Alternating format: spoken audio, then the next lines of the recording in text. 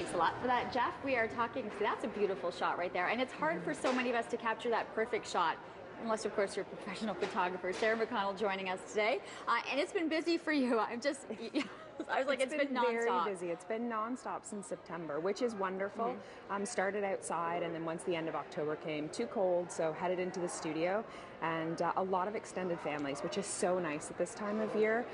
Flying in for the holidays, everyone gets together, groups of 10, 15 people all coming to have their portraits taken. You said the smallest group you've had this week is 11 people. 11 is the smallest, but great, but it's fun when you look at the combinations, going from the grandparents with the grandkids. And the great-grandparents, it's amazing. It's really nice.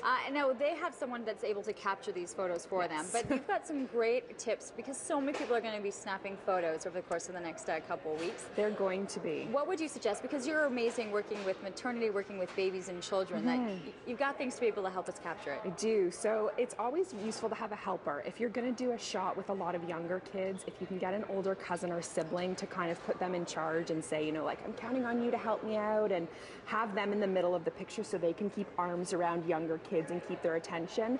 And if you can have a helper behind you, like another parent, an aunt and uncle, usually the silliest person in the family, and sort of right over your shoulder, like peeking out over your shoulder, doing peekaboo with the kids so that they're all sort of sitting, they're looking at you, they're not trying to escape, they're distracted, musical instruments that are hidden, and so that you can focus on getting everyone together. And you want to squish people as tight as possible so that you can kind of get as many pictures of all the kids really close together. Yeah, you have to tell them that they love each other, and this is the time to really gather in. We're looking at some beautiful pictures right now that you've taken, and you know, to get them all smiling, to get all of their eyes open, I mean, that in itself everyone looking at the camera is a huge talent. Yeah, lots of singing and dancing and playing around.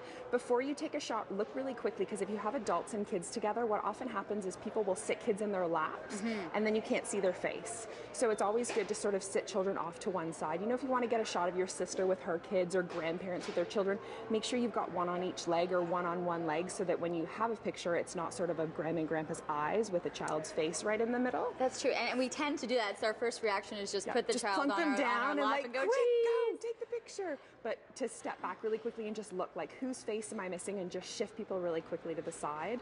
What about incorporating? I mean, right now you're looking at beautiful lights. You know, the trees are beautiful. Are you able to play with that a little bit in terms of trying to, you know, lighting is so key when it comes to photographs. It is. And it's hard because when you use your flash, you lose the Christmas tree effect. So, you know, I think it's important to put them in front of the tree anyways. Use your flash because it's going to be dark in the house, and it's just nice to have a photo of everyone in front of the tree, like having older kids stand, put the younger kids at their feet, squish them all in front of the tree together, and so you get that shot of everyone in front of the Christmas tree. And it doesn't matter if the lights are twinkling or not. You know, it's more the memory and the fact that you were together. The people in the photo. The people in the photo. You're going to be taking photos for us this morning, I'm very great. excited. There's a lot of kids dressed up and ready to go. They are ready for their photos. Well, it's great to have you here. We're going to take a short commercial break. Still have plenty more to come.